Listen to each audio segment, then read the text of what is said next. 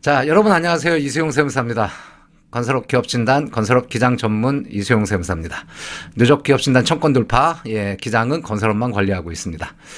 자, 지금 2025년 11월인데 연말 11월 이제 중순을 넘었죠. 20일이니까요. 제가 11월 초부터 건설업 연말 자본금, 건설업 자본금 계산하는 거에 대해서 영상을 계속 올렸습니다. 뭐 물론 이제 조회수가 그렇게 많지는 않아요. 이게 조회수가 많지 않은 이유는 제 어떤 해설이 부족해서가 아니라고 생각합니다.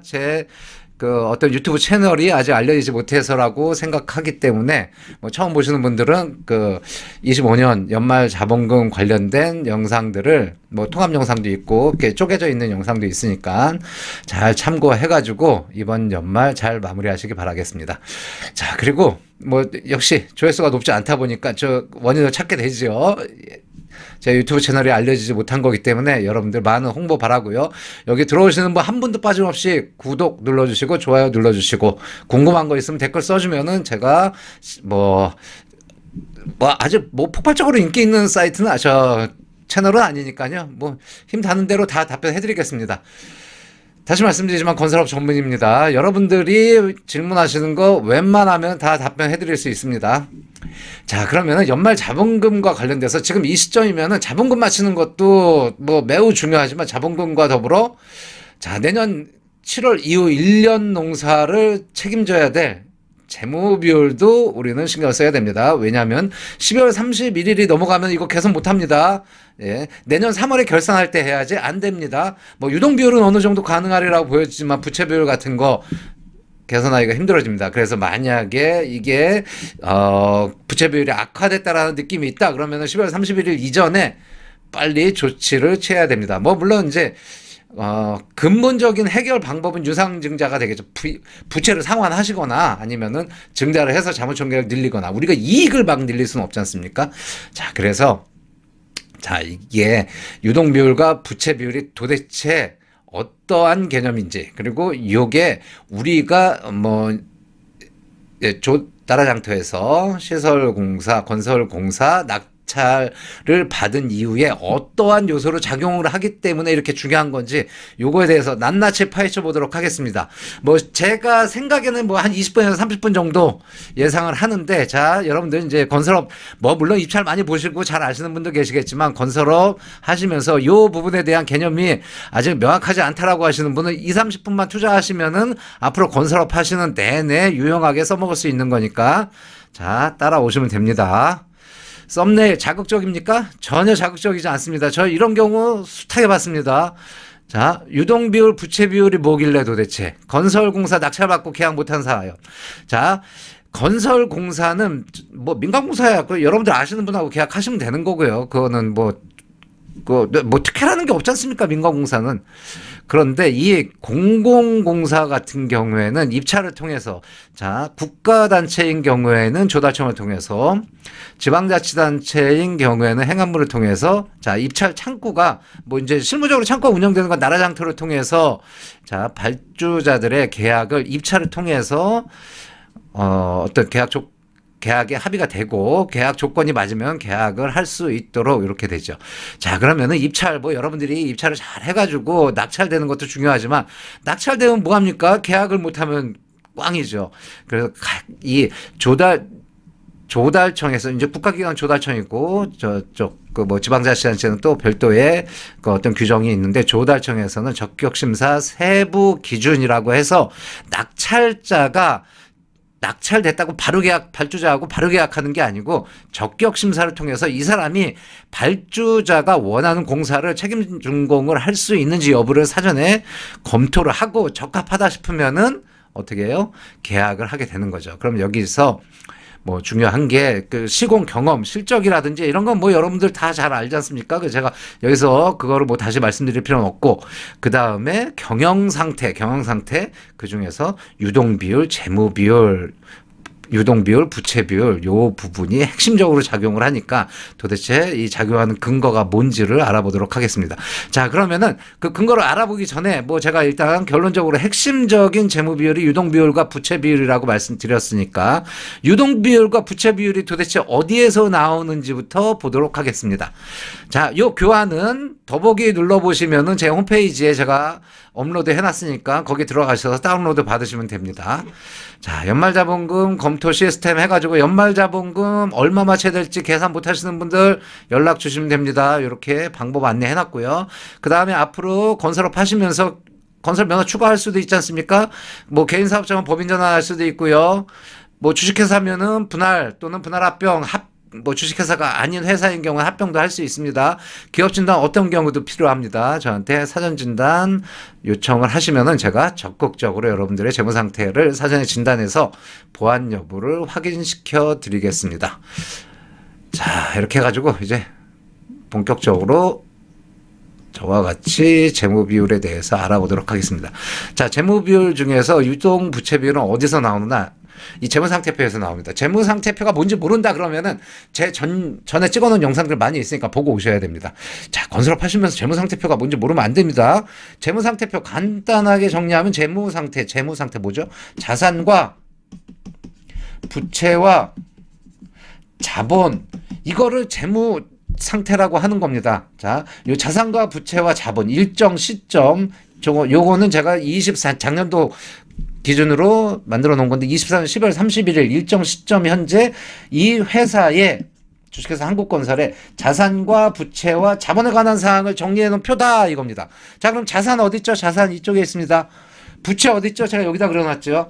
자본 어디 있죠? 여기 있습니다. 이게 원래는 요쪽을 다 뜯어갖고 이 밑으로 이렇게 붙게 돼 있어요. 근데 제가 보기 편하라고 이렇게 만들어 놓은 겁니다. 이걸 이제 T 계정이라고 하는데 이렇게 만들어 놓은 이유가 있겠죠. 자, 자산, 요 자산 총량은 부채와 자본을 더한 총량과 항상 일치해야 됩니다. 예, 요게 재무상태표의 기본 원리입니다. 자, 이런 개념에서 시작을 하고 조금만 더 말씀드려볼까요? 재무상태표. 자, 재무상태표 자산은 뭐죠? 내가 가지고 있는 모든, 내가 권리를 주장할 수 있는 모든 재산을 말한, 재산적 가치가 있는 걸 말합니다. 무형의 자산도 올라올 수는 있지만 그 무형의 자산도 그 어떤 일부만 올라올 수 있어요. 우리 회사는 영업을 너무 잘해. 영업권을 막 내가 생각할 때는 남한테 우리 회사를 만약에 팔면 한 5억 정도는 받을 수 있을 것 같아요. 이런 거는 본인의 주관적인 자산이지 여기에 올라가는 건 아니에요. 왜요? 이 재무상태표라는 건 남들한테 여러분들이 그 어떤 우리 회사의 그 어떤 재무상태를 판단하기 위한 것도 있지만 사실은 주된 목적은 남들한테 보여주기 위한 거거든요. 그런데 여러분들의 영업권 5억 평가한 건 여러분들의 주관적인 평가라는 거죠. 객관적이지가 않다는 거죠. 그래서 그런 건 못 올라와요. 그런 건 못 올라오지만 여러분들이 가지고 있는 재산적 가치가 있는 거, 자, 뭐 예금 당연하죠. 그 다음에 공사미수금 이런 것도 건설업 하시면서 있을 테고, 출자금 당연히 있죠. 뭐 차량 운반구, 토지 건물이 있을 수도 있고, 임차보증금, 요런 것들이 다 이쪽에 들어가는 겁니다. 그러면은 요거는 내가 갖다 팔면 다 돈 되는 것들이죠. 그리고 요 재산적 가치가 있는 것을 구입을 했을 거 아닙니까? 취득을 했을 거 아닙니까? 이거를 도대체 이 취득 자금의 원천이 뭐냐? 부채, 남한테 빌려서 취득을 했다. 자본, 주주들이 투자해서 취득을 했다. 이 자산을 취득하는 자금의 원천을 보여주는 게 오른쪽입니다. 뭐 이걸 차변, 대변 그러는데 이 차변은 내가 권리를 주장할 수 있는 거, 대변은 요 권리를 주장할 수 있는 거를 취득하게, 소유하게 되는 원천, 자금의 원천이 무엇이냐? 요거라고 생각하시면 되는 겁니다. 이게 재무상태표입니다. 자, 그러면은 여기서 다시 한 번만 이 자산은 소유권은 내가 가지고 있지만 확정적으로 내 건 아니에요. 왜요? 이 남한테 빌려온 것도 있지 않습니까? 그리고 주주한테 투자. 이 주주는 결국에는 이 회사에 투자한 사람들은 주주니까 이게 전부 주주 거라고 할 수도 있어요. 그러나 이거를 전부 내 거는 아니다라고 하는 이유는 만약에 이렇게 이 사람들이 권리를 주장하면은요, 먼저 갚아야 되잖아요. 그래서 이거를 다 팔고 이 사람들한테 빚을 먼저 갚아야 될 거 아닙니까? 다 갚고 남는 것들, 그게 자본이다. 이거는 누구 몫이요? 투자자 몫이다. 투자자. 무슨 투자자요? 주식회사니까요. 주주들 몫이다. 이렇게 계산되는 겁니다. 그러면 지금 제가 말씀드렸습니다. 이 자산을 다 갖다 팔아갖고 부채 갚고 남는 게 자산이다. 자본이다. 그러면은 여기서 어마어마하게 엄청난 시기 하나가 유도가 됩니다. 진짜 어마어마하게 엄청난 시기인데, 자, 제가 써보겠습니다. 자산은 부채 플러스 자본이다. 야, 이거 엄청난 식입니다. 그런데 이게 뭐 사실 더하기 빼기 아닙니까? 네, 빼기도 없고 그냥 더하기 아닙니까? 근데 요거를 정말로 정확하게 끝까지 다 이해할 수 있다라고 하면 회계학을 다 이해하는 겁니다. 회계를 다 이해하는 겁니다. 굉장히 중요한 겁니다. 자, 다시 말씀드립니다. 이쪽 자산은 부채와 자본을 더한 겁니다. 그러면은 뭐 요건 또 거꾸로 요것만 따로 구하고 싶다? 아우, 너무 쉽지 않습니까? 자본은 자산에서 부채를 뺀 거다. 이게 엄청나게 중요한 식입니다. 자, 요걸 가지고 기업진단을 할 때, 제가 기업진단 설명을 할 때도 뭐 이제 다시 돌아가서 제가 올린 그 자본금 계산하는 영상 보십시오. 요 어떤 기초적인 개념을 가지고 접근을 하면은 보다 이해하기가 수월할 겁니다. 자, 어찌됐든 재무상태표는 이렇게 구성이 되어 있습니다. 그리고 조금만 더 보면은 이 재무상태표라는 거는 자산 부채, 일정 시점의 자산 부채 자본이잖아요. 근데 자산을 여러분들이 잘 한번 생각해 보십시오. 이게 결국에는 나중에는 이게 결국에는 나중에는 전부 뭐가 된다고요? 돈이 되는. 사실은 여기에 있는 계정 과목은 현금이나 보통 예금 하나로 전부 귀속되는 거예요. 뭐 다른 계정 과목으로 잠시 겉모습만 다른 계정 과목으로 있는 거지 결국에는 이게 다 돈으로 환가되는 거 아닙니까? 그렇죠? 자, 그런데 지금 현재는 다른 탈을 쓰고 있으니까 지금 현재 상태에서 이렇게 보니까 금방 돈으로 바꿀 수 있는 게 있고 돈으로 바꾸는 데 있어 전혀 뭐 어떤 노력이 거의 필요 없는 것들도 있다는 거죠. 그 돈으로 바꾸는 걸 뭐라고 하냐면은 유동성이라고 해요. 유동. 그럼 돈으로 바꾸기가 쉽다라고 하면 유동성이 아주 좋다. 굿. 그리고 돈으로 바꾸기가 어렵다. 그거는 유동적이지가 않다. 비유동적이다. 이렇게 얘기합니다. 그리고 요거는 자, 비유동적이다라는 거는 환가가 어렵다라는 것도 있지만 또 더 중요한 게 사실은 돈으로 바꾸기 어렵다보다 더 중요한 건 돈으로 바꿀 생각이 없다 이겁니다. 이 회사는 돈으로 바꿀 환가할 생각이 없다 이 얘기입니다. 자, 보세요 한번. 출자금 이런 거 환가 돈으로 바꾸면은 영업정지인데요. 미달이 등록기준 미달 나가지고 차량 운반고 아니 차를 내가 무슨 시세 차익을 노리고 산 거 아닙니까? 현장에 포토 막 뭐 날르고 사람들 태우고 다니고 하려고 사는 건데 이거 돈으로 바꾸려고 하는 거 아닙니까? 그쵸? 임차보증금, 사무실 임차보증금 1,000만 원은 50만 원, 내가 돈 없다고 1,000만 원 빼주세요 이러진 않지 않습니까? 사무실 있어야 되니까. 이거는 자, 비유동자산 이쪽 이하는 돈으로 바꿀 생각이 없다 이렇게 생각하시면 되는 겁니다. 그럼 위에는요? 아, 내가 급하면 돈으로 바꿔 쓰는 거예요. 자, 보세요. 보통 예금은 뭐 당연히 돈이고요. 현금은 당연히 돈이고 이런 거 선급금 이런 거 좋지 않은 계정 과목이지만 어찌됐든 그 위에 공사미수금. 공사미수금은 나는 바로 돈으로 바꾸고 싶은데 저 양반이 안 주는 거예요 지금. 근데 어느 정도 나도 저 사람한테 당장 돈 주세요 하는 것보단 거래 관계상 어느 정도 시간은 줄 수 있지 않습니까? 그런 데서 나온 거죠. 이거 바로 돈 될 거죠.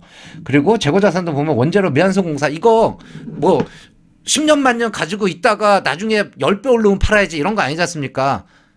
현장이 바로 끝나면은 원가 투입돼가지고서 공사미수금으로 갔다가 예금으로 들어오는 계정 과목들 아닙니까? 그러니까 이쪽에 있는 거는 뭐예요? 유동성이 좋다라는 거는 바로 돈으로 바꿔진다 이 얘기입니다. 자, 그러면은 이게 자산의 어떤 유동성의 개념인데 그 부채도 똑같은 개념이 있을 수 있겠네요. 그렇죠? 자, 부채를 보세요. 이거는 부채는 내가 갚아야 되는 돈이잖아요. 요 자본은 내가 갚을 필요가 없는 거예요. 왜요? 부채 갖고 남는 거 다 이 사람들 거니까. 그런데 부채는 상환 기일이 있는 거고 갚아야 되는 거예요. 근데 이 상환 기일이 조금 여유 있게 갚아도 되는 게 있을 수 있고 여유를 갖지 않고 촉박하게 갚아야 되는 게 있을 수도 있어요. 그게 이제 뭐 대략 보면은 이것도 역시 부채도 유동하고 비유동으로 나누는데 요날 기준으로 1년을 이렇게 봐서, 그러니까 1년이면 다음 회계 기간이면은 다 갚아야 되는 것들을 유동부채라고 하고, 이건 1년 넘어도 안 갚아도 돼. 그러면은 비유동부채라고 하는 거죠. 아시겠죠? 자, 그럼 여기서 우리는 이런 생각을 할 수 있어요. 만약에 여러분이 발주자고 이 사람이 건설업자라고 한번 생각을 해볼게요. 발주자가 생각하는데 내가 뭐 예를 들어서 5억짜리 공사를 맡겨요. 근데 저 사람이 성금을 뭐 1억을 달라고 그래요. 그러면은 이런 생각을 하죠. 야, 저 사람이 내가 성금을 줘버리면은 이 성금을 가지고 공사 정말로 진실되게 공사하는 현장에 투입을 할까? 아니면은 자기가 뭐 급한 거 있어서 급한 돈 갚을 거 있어서 그거 불 끌어 다니느라고 정신 없을까? 이런 생각을 할 수 있잖아요. 그러면 자, 보세요. 뭘 보면 알아요? 이 사람의, 자, 유동부채, 당장 갚아야 되는 부채하고 이 사람이 바로 내가 맘먹으면 돈으로 바꿀 수 있는 유동자산하고 이렇게 비교를 해보는 거예요. 그래서 이쪽이 유동자산 쪽이 훨씬 크다라고 하면은 저 사람은 빚에 쪼들릴 일은 없겠구나. 당장 뭐 돈이 급해갖고서 내 공사하는데 내가 준 돈 가지고 딴 데다 쓰진 않겠구나. 이런 생각할 수 있잖아요. 자, 그래서 유동자산 나누기 유동부채 곱하기 100한 게 뭐예요? 유동비율이요. 유동비율.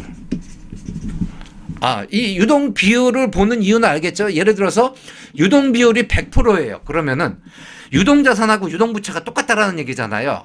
그러면 좀 불안해요. 그쵸? 저 사람 만약에 요게 돈 환가가 조금이라도 늦게 되고 빚쟁이들은 막 달라붙고 그러면은 내 돈을 갖다 쓸 여지도 있을 수 있잖아요. 조금 불안하다는 거죠. 근데 유동비율이 200% 300%예요. 그러면 그러니까 충분하구나. 여유가 있구나. 유동비율이 뭐 100% 미만으로 떨어졌으면 그거 어려운 거죠. 이 회사는 내 돈 갖다 딴 데다 쓸 확률이 가능성이 높아지는 거죠. 그러니까 발주자 입장에서 유동비율이 굉장히 중요하다 이 얘기죠. 아시겠죠? 요거는 유동자산과 유동부채와 관계다 이 얘기죠. 그리고 또 이거 어떤 유동성의 문제 말고 더 좀 보다 근본적으로, 자, 이쪽에 권리를 주장하는 사람을 채권자라고 하는 거고요. 이쪽에 권리를 주장하는 사람을 뭐요? 주주라고 하는 거죠. 그럼 주주는 사실 아까 말씀드린 대로 채권자는 일정 기간이 되면은 돈을 일정 어떤 기일이 되면은 돈을 갚아야 되는 거예요. 회사 입장에서는. 채무자니까요. 그렇죠? 상환 기일이 있는 거잖아요. 그리고 이자도 줘야 되고. 주주는요? 상환할 일이 없어요. 왜냐? 처음부터 주주는 이 투자를 할 때 뭐라고 그랬냐면 나 너한테 뭐 내가 투자를 할 테니까 너 어떤 영업을 잘해갖고 10배 투자 수익 줘 이런 약정도 할 수 없는 거고요. 또 반대로 내가 만약에 원금을 네가 보전을 못하면은 나 끝까지 쫓아다니면서 원금을 해줘야 돼 이렇게도 못하는 거예요. 그러니까 이 원금을 보전해 준다는 약정도 할 수 없고 원금의 몇 배를 준다는 약정도 할 수 없는 거예요. 그러니까 이 사람은 사실 리스크가 되게 크지요. 그런데 잘 되면은 대박, 안 되면 쪽박 이런 거라고 보는 거죠. 그렇기 때문에 자 보세요. 이거는 주주들의 몫이에요. 회사에 투자한 주주들의 몫. 근데 이거는 채권자. 이거는 자 상환 기일이 되면 안 갚으면은 회사 힘들어져요. 그렇죠? 그런데 요거는요. 회사에 돈이 아무리 많고 잉여금이 아무리 많아도 그냥 정해진 배당 정도만 하면 되지 뭐 내가 돈을 이 사람들한테 다 줄 의무가 있는 것도 아니에요. 그러니까 잘 보세요. 뭐가 더 중요해요? 뭐가 더 급한 불이에요? 이게 더 급한 불이죠. 자, 그래서 여유 있는 어떤 자금과 급한 것과 이렇게 나눠 보니까 자, 부채를 자본으로 나눠 보니까 이 회사의 부채 비율이 나온다 이 얘기예요. 곱하기 100 하면은. 자, 그럼 이 얘기는 뭐냐면은 이쪽 부채 총이 100이라고 하고 자본의 총이 100이라고 하면은 이거는 이쪽에 있는 게 200이잖아요. 이거를 다 돈으로 갚아갖고 얘 주고 100이 남는다라는 얘기죠. 가능하겠네요. 그런데 혹시라도 이 부채 비율이 150%다 그러면요. 여기가 150이고 여기가 100이다라고 하면은요. 이쪽이 250이잖아요. 다 팔아갖고 이 부채부터 주고 내가 100을 가져와야 되는데 지금 이거를 사실 현실적으로 회사 문 닫는 거 아니면 이걸 다 팔 수가 없지 않습니까? 그러면은 여기에서 막 다 이 150을 달라고 그러면은 나는 여기 있는 거 막 팔아 치워갖고 150을 줘야 되는데 만약에 아까 말씀드린 대로 유동성이 떨어지는 그러니까 팔만한 게 없으면은요. 발주자한테 일단 급한 대로 그냥 성금 받은 거 갖다 갚아버리자 막 이런 생각을 할 수 있지 않습니까? 그래서 부채 비율이 어떤 일정 비율 이상 되면은 발주자 입장에서는 일을 맡기가 불안한 거예요. 그렇죠? 자, 그래서 이 부채 비율도 굉장히 중요하다 이겁니다. 그러면은 자, 민간인 경우에는 발주자가 민간인 경우에 여러분들 믿고 할 수 있어요. 여러분들 신용을 믿고 할 수 있어요. 그런데 공공인 경우에는 이 사람들이 혹시 잘못되면 나중에 그 사람들 공무원들 힘들어지지 않습니까?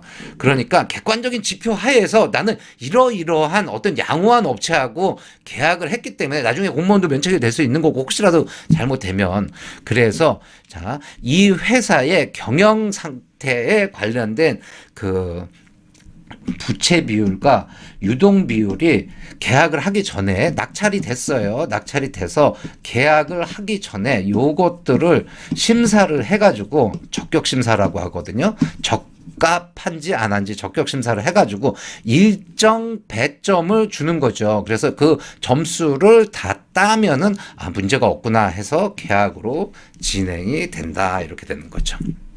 이해가 되십니까? 자, 그러면은 요거를 자, 일단 유동 비율하고 부채 비율에 대한 내용은 확인을 했고요. 그러면은 자, 여러분들이 공공입찰 만약에 지금 나라장터인데요. 국가기관에서 나라장터에 교육청에서 그 교육부에서 어디에 뭐 지자체가 아니고 이제 학교를 짓기로 했어요. 학교를 짓기로 했다 그러면은 건축공사업자들을 불러갖고 건축 뭐 토목건축이 될 수도 있고요. 토목건축 이렇게 불러갖고 입찰을 놓는 거죠. 이 입찰 공고를 하면은 자, 실적 얼마 이상 되는 사람들이 입찰을 하게 이게 만약에 100억짜리다 그러면은 뭐 실적 뭐 한 150억 정도 되는 사람들 그 이제 그 어떤 실적 경험에 따른 배점이 만점이 나오는 게 150억이다 그러면은 150억 되는 사람들이 이렇게 입찰을 넣겠죠. 입찰을 넣어가지고서 낙찰자가 1순위, 2순위, 3순위가 되는 거예요. 그러면은 자, 이 학교를 발주한 기관하고 요 사람하고 계약을 하는데 뭐를 한다고요? 적격 심사를 먼저 한다는 거예요. 적격 심사.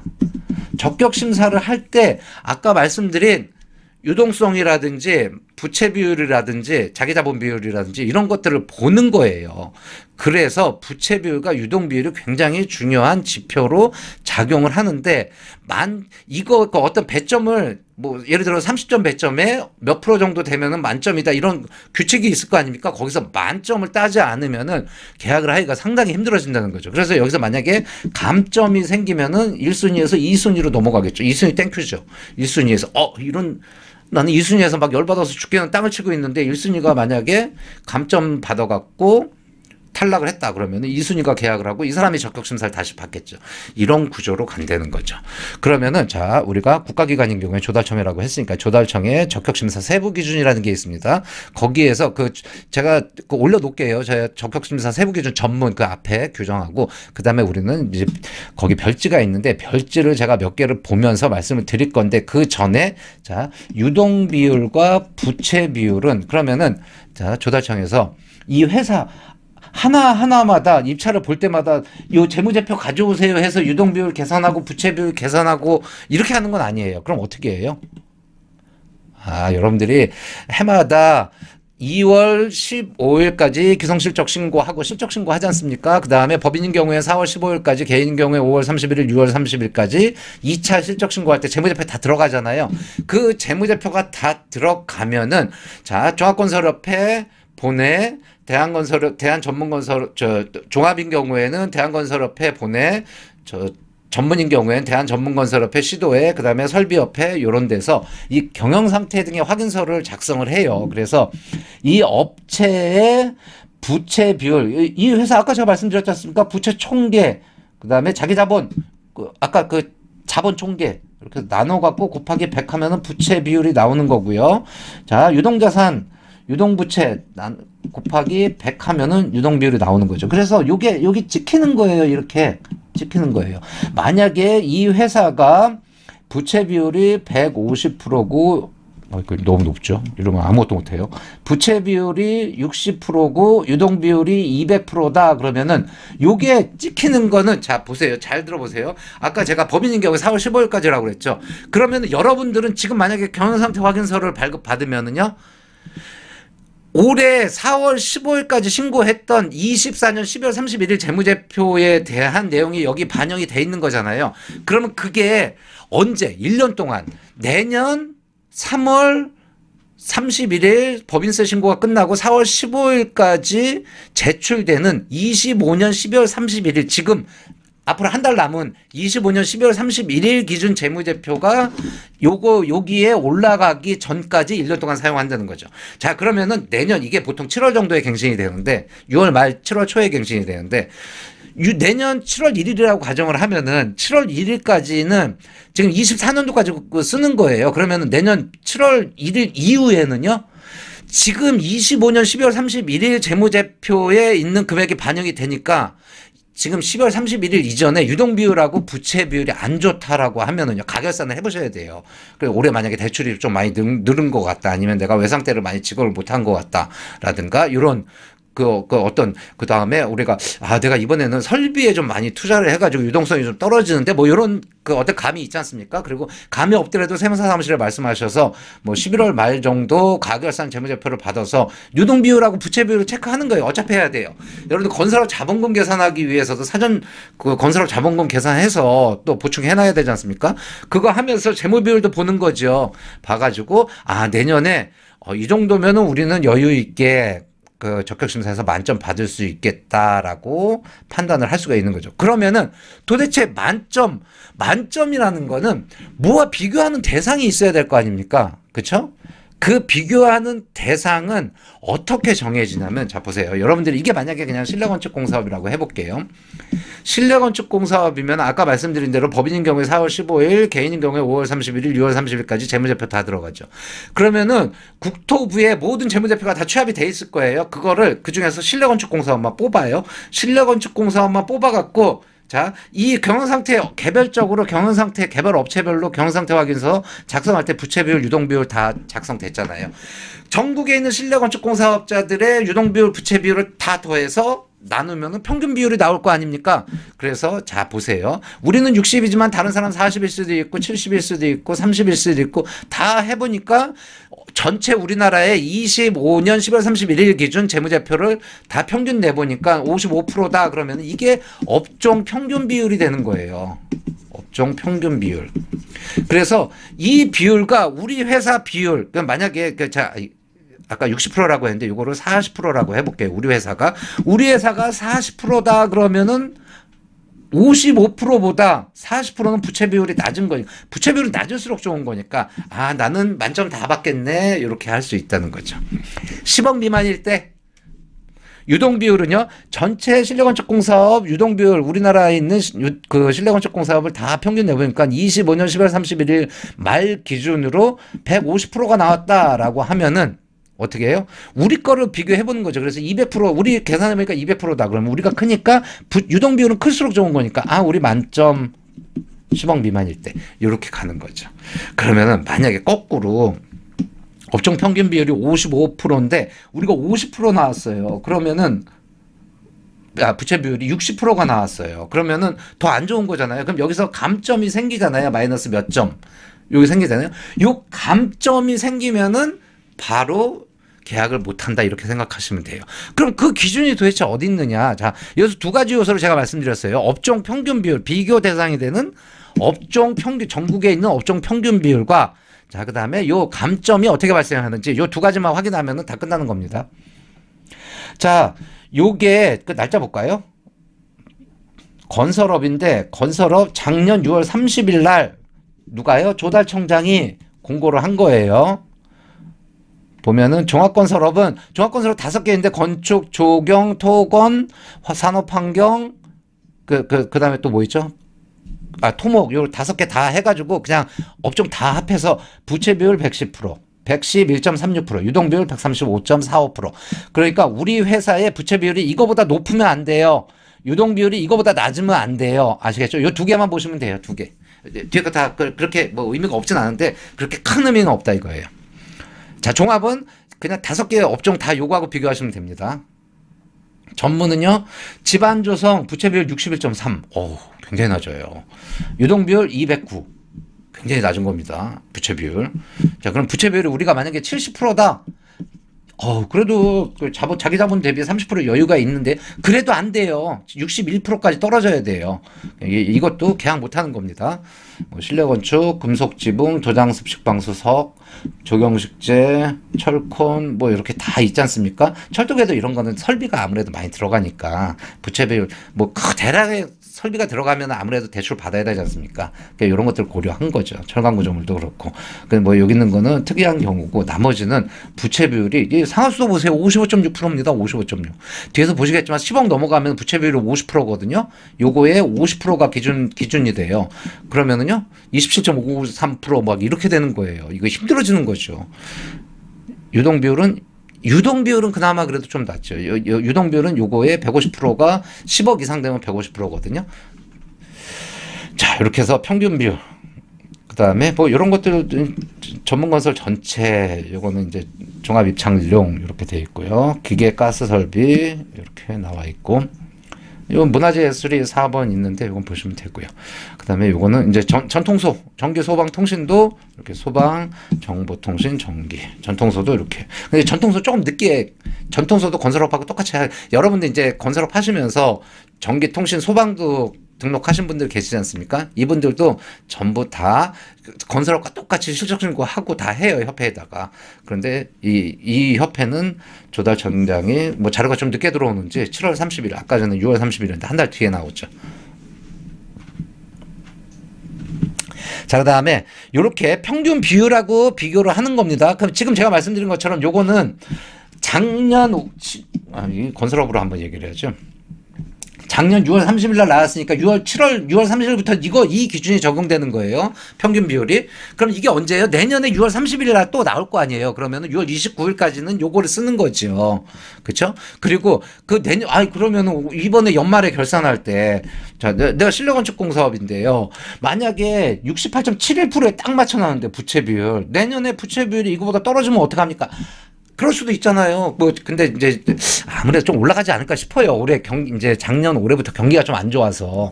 그런데 만약에 그럴 수도 있으니까 그러면은 조금 여유를 갖고 한 65%나 66% 정도에 맞춰 놓는 거죠. 그래야지 여유가 있는 거 아닙니까? 아시겠죠? 이런 구조.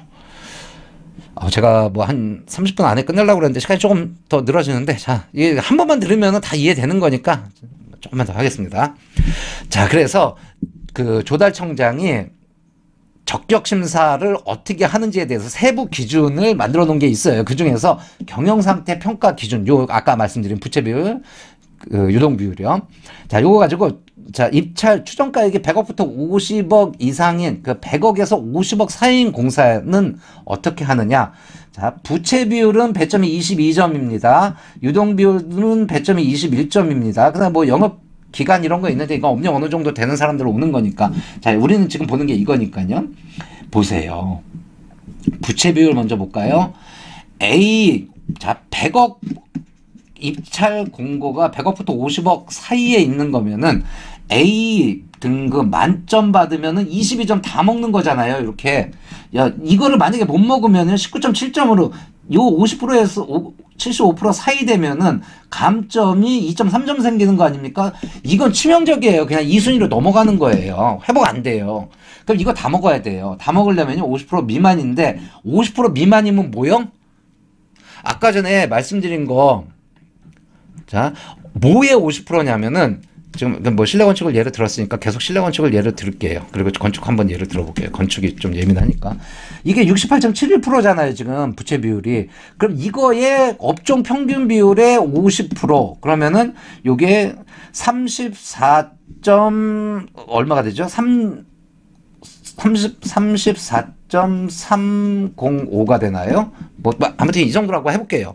이거 미만으로 부채 비율이 내가 확보가 돼 있어야 돼요. 그럼 진짜 부채 거의 없어야 되는 거예요. 부채 비율 34% 유지하는 게 쉬울 것 같습니까? 자, 공제조합 출자 대출 정도만 받고 외상매입금 이런 거 있으면 안 돼요. 그 출자 대출도 받으면 안 돼요. 외상매입금 이런 거 들어오는 대로 돈 다 줘야 돼요. 미지급금 이런 거 남겨놓으면 안 돼요. 왜요? 실내건축 하면서 자본금 1억 5천 투자해가지고 이익잉여금이 20억 30억 있는 거 아니잖아요. 1억 5천에 부채 비율이 34% 뭐 처음부터 그 50억짜리, 50억 이상 100억짜리 입찰하는 건 아니고 어느 정도 규모가 있어야 되겠지만 건축을 예를 들 걸 그랬나요? 자, 어찌됐든 그 부채비율 30% 맞추는 게 그렇게 쉽지가 않아요. 근데 뭐 신라건축 우리나라에 그래도 크게 하는 데도 많이 있지 않습니까? 자, 그리고 종합건설 한번 보세요. 종합건설 부채 비율 111%니까 이거에 50%면은 자, 55% 정도, 55점 뭐 몇 프로 정도 나와야 되는 거 55.6%라고 하면은 55.6%. 아, 그러면은 종합 3억 5천으로 시작해 가지고 자, 3억 5천으로 시작을 해 가지고 잉여금이 뭐 한 7억 정도 6억 5천 발생했다 그러면 10억이잖아요. 10억. 그쵸? 그럼 55%면 부채가 5억 5천 미만으로 있어야 된다는 거예요.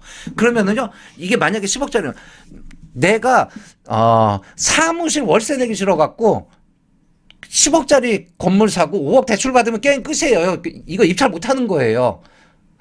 좀 극단적이긴 하지만. 자, 어찌됐든 이게 대출을 일으키면 안 돼요. 특히 사업 초창기에 조금 오피스텔이라도 한 개 사가지고 나 월세 내기 싫어. 오피스텔 사가지고 해야지. 하셔도 되는데 입찰 볼 생각하지 마세요. 부채 비율 못 맞춰요. 아시겠죠? 그래서 부채 비율이 중요하다 이 얘기입니다. 유동 비율은 뭐 어느 정도 그래도 유동적이긴 한데요. 자, 유동 비율 보시죠. 유동 비율은 21점 만점인데 역시 마찬가지로 A 21점 다 먹으려면은 150%. 그러니까 아까 전에 유동 비율 또 올라가네요. 뭐 신라건축이면은 154%잖아요. 그럼 여기 72.1 몇 프로, 72.2%가 가산이 되는 거죠. 그러면 223%, 뭐 220, 오늘 계산이 잘 안 되네요. 제가 그래서 세무사인데 오늘 제가 뭐 컨디션이 좀 안 좋다고 생각해 주십시오. 네, 226점 몇 프로, 뭐 이렇게 이 정도 유동 비율을 확보해 놔야죠. 여기 뭐 조금 더 제가 깊숙한 얘기를 하고 싶은데 그래도 이게 또 공공연한 방송이다 보니까. 뭐 제가 못하는 말도 있습니다. 자, 이렇게 해가지고 추정 가격 100억부터 50억 사이는 그렇고요. 그 다음에 50억부터 10억도 보니까 자, 지금부터는 이제 간단히 볼게요. 7점이고 얘도 부채비율 유동비율 7점인데 자, A공사, B공사, A공사인 경우에는 부채비율 50%, B공사인 경우에는 100%. 자, A공사에 맞춰놔야지 B공사에 맞춰놓으면 안 되죠. 50%. 역시 자, 아까 100억부터 50억까지도 부채비율 50%, 유동비율 150%였죠. 근데 여기도 A공사에 맞추면은 만점 다 먹으려면은 역시 마찬가지로 10억까지는 뭐요? 부채비율 50%, 유동비율 밑에 이제 보시면은 150% 여기다가 맞춰야지 만점 다 먹죠. 그러니까 자, 100억부터 10억까지는 뭐요? 업종 평균의 부채는 50% 미만으로 떨어뜨려 놔야 되고 유동비율은 150% 이상으로 올려놔야 된다. 이게 오늘의 핵심입니다. 그러면 10억 미만은 10억 미만인 경우에는 부채 비율 100% 기준이에요. 유동 비율 100% 기준 단순 비교하는 거죠. 만점 먹는 거죠. 그럼 만약에 내가 아까 그 100% 기준으로밖에 못 맞히고 100% 초과하는 거 150 부채 비율이 예를 들어서 60 그 업종 평균의 60%다 그러면은 10억 미만은 입찰 열심히 보셔도 되지만 10억 이상 넘어가는 거 입찰 보시면 안 돼요. 어차피 떨어지니까 이렇게 되는 구조라는 거죠. 아시겠죠? 정리해 볼까요? 자, 100억부터 10억까지 10억 미만 이렇게 해가지고 이거 추정 가격이요. 부채 비율, 유동 비율. 자, 업종 평균의 업종 평균 요거는 100% 단순 비교 100% 단순 비교 요거는요 50% 요거는요 150% 이렇게 비교한다 이 얘기입니다. 아시겠죠? 요거 연말 결산할 때 자본금 맞추는 거와 더불어 요것도 반드시 체크하셔야 됩니다. 아시겠죠? 자, 그런데 아까 제가 말씀드린 대로 이거를 만약에 내가 100억부터 10억까지인데 그러면 부채 비율 요 50% 150% 요거를 맞춰야 되는데 이거를 만약에 못 맞췄으면 나는 1년 내내 앞으로 1년 동안 10억짜리만 입찰 아니 무슨 건축공사업 토목건축공사업 하면서 10억짜리 입찰 보려고 하는 거 아니잖아요. 그럼 어떻게 해요? 그럼 세무사님들 만약에 혹시 보는 분들이 계시면은 저한테 질문 많이 하셔요. 아니 이거 별로 신경 안 쓰고서 했는데 이렇게 되는데 업체에서 지금 난리 났습니다. 어떻게 해야 돼요? 그나마 대안이 하나 있다라고 하면 외부 신용평가 나이스 뭐 그런 데 있지 않습니까? 그런데 가가지고 신용평가 받으세요. 신용평가 받아갖고 여기 자 보시면은 요 까만 데가 35점 만점이고 이거는 아까 그 유동 부채 비율을 신용평가 외부 신용으로 대체했을 때 신용평가 등급으로 대체했을 때 35점 만점이 나와야 되거든요. 그 만점 다 먹으려면요. 더블 B 제로가 나와야 돼요. 더블 B 제로. 그래서 여러분들 이유는 몰라도 많이 들어오셨을 거예요. 아, 우리 외부 신용 더블 B 제로 이상 나와야 되는데 BB 마이너스 안 됩니까? 안 돼요. 더블 B 제로 이상 나와야 돼요. 하는 이유가 이거 만점 다 먹으려고 하는 거거든요. 서신평 뭐 이런 데 가가지고서 더블 B 이상 나오는 거 쉽지 않습니다. 쉽지 않으니까 요거 관리 잘 하시고. 근데 아까처럼 그 이제 규모가 좀 되고 이런 데들은 아니 설비가 들어오는데 대출 안 받고 어떻게 사면 내 돈으로 다 사요? 회사 돈으로 다 그럴 수 없지 않습니까? 부채비율을 올라갈 수밖에 없어요. 그런 회사는 또 설비 많이 들어오고 하면은 잉여금도 많으면은 이거 외부 신용 받는데 또 유리하니까 외부 신용으로 대체해서 더블 B 제로 이상을 유지하는 겁니다. 아시겠죠? 자, 이렇게 해가지고 저 좀 이제 얘기가 길어지긴 했는데 당초보다 조금 한 10분에서 15분 정도 길어지긴 했는데 어쨌든 이번 그 결산하면서 25년 연말 대비해서 자본금과 그 다음에 그 재무 비율까지 다 말씀드린 겁니다. 제 영상 다 이어서 보시면은 뭐 이번 연말 무난하게 잘 준비하실 수 있으리라 생각하고, 자, 여기서 이제 한 가지가 남았는데 그거는 이미 말씀드렸어요. 뭐냐면은 자본금이 안 나온다 아니면은 지금처럼 그 어떤 부채 비율이 너무 높다 그럴 때 이런 거 해결할 수 있는 방법이 유상증자거든요. 그럼 연내에 유상증자를 해야 돼요. 1월 달에 유상증자 하면 10월 31일 날 반영 안 되니까 자, 올해 넘어가기 전에 유상증자, 만약에 증자 의사결정을 해야 된다라고 하면 올해 안에 해야 되거든요. 제가 뭐 요거 좀 시간이 되면은 유상증자 하는 법이라든지 뭐 가능할 수도 있을 것 같은데 한번 준비를 해볼게요. 유상증자 하는 거는 돈 넣고 증자하면 되는데 문제는 유상증자로 인해서 증여세가 과세 내는 케이스가 있을 수 있다는 거죠. 근데 이거 요즘에 모르는 사람 없는데 그거 뭘 말씀하세요 이렇게 얘기하는 사람이 있는데 지금 모르는 사람 없다고 해도 그 간혹 진짜 뭐 수억짜리 증여세 고지서 들고 오시는 분들이 있어요. 그러니까 제가 이제 그거 조심해야 되는 이유를 말씀드리고 그 세 계산할 필요 없어요. 그것만 조심하시면 돼요. 아시겠죠? 이렇게 해가지고 올해 25년 연말 대비는 마무리하도록 하겠습니다. 자, 준비 잘 하시고요. 궁금한 거 있으면 언제든지 연락 주시고, 자, 기업 진단 있으면은 또 연락 주시고요. 그 다음에 뭐 이제 새로 시작하시는 분들 건설업 전문 세무사 여기저기 찾아다니지 마시고 저한테 오시면 됩니다. 자, 마무리하겠습니다.